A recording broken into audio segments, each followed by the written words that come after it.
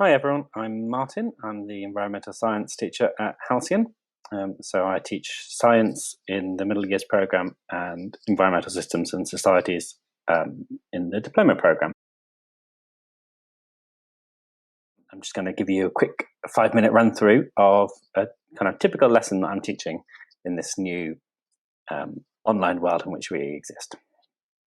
So my lessons will start in a Google Meet, and I'll often send the students over to Google Classroom. Google Classroom is what we use to kind of structure the lesson and put all of the resources in one place. So this lesson here that I'm talking about now is a lesson which is about the kind of global impacts of climate change. So the students can see here what's coming up. This gets posted a bit before the lesson. They can find out what's going on, and they also can get easy access to everything that they'll need for the lesson. This lesson starts off with a reading task, a reading comprehension. So we gave the students this very long list of possible articles that they want to read on a one tab, and they were allowed to pick whichever one sounded interesting to them, and then they open up one of those, and it would take them through to Newsella. Newsella is a really cool website which has lots of sort of news stories and things like that on it. And the clever thing about Newsella is that if you are finding the text a little bit difficult for you, you can come up here at the top and you can click and you can change the level of difficulty. So you see here it starts, in the last decades, unusually severe blizzards have hit the northeastern United States, making headline news. I can switch that down. So now I just get unusually severe blizzards have hit the northeastern United States in the last few years. Or I can go even further. A blizzard is a dangerous type of winter storm. Or even further, blizzards are strong winter storms. So we asked the students to read an article here, and then we gave them this document here, and on this they were to summarize the article that they read. So the students ended up producing this document here. And the idea here was to just give them a little bit of a sense of a variety of different impacts that climate change could have.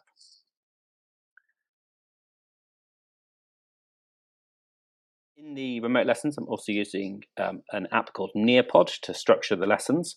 Nearpod is a sort of hyper-interactive presentation bit of software, and it allows the students to be kind of guided through by the teacher and shown bits of information and also to kind of interact with it. So they have a code, they would type in and they go to it. It's all very simple and straightforward. And then as I click these buttons, it moves the students through the lesson on their devices. So this was what we call a chaos class. So the students were able to choose the kind of contexts and key concepts that they wanted to focus on for this unit, whereas normally that would be a teacher decision. And they chose that they wanted creativity to be the focus. So my teaching partner and I together decided lots of ways that we could teach them about climate change, but have that be really creative as a sort of student-led interest.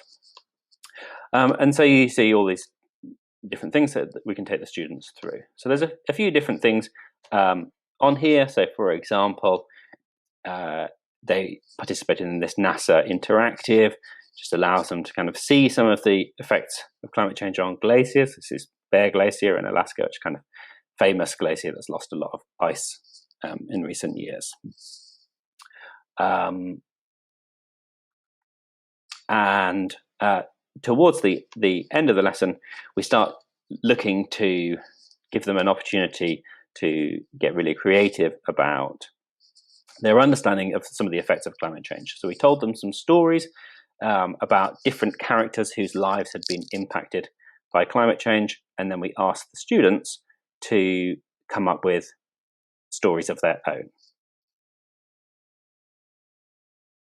Classroom, we shared with them a rubric that the students would be able to have a sense of what would be a good story, and then we used Book Creator, this app here, to allow the students to write their own stories about climate change. So you see lots of different varieties of stories, and hopefully this gives them a chance to learn about the science, but also indulge their kind of creative interests.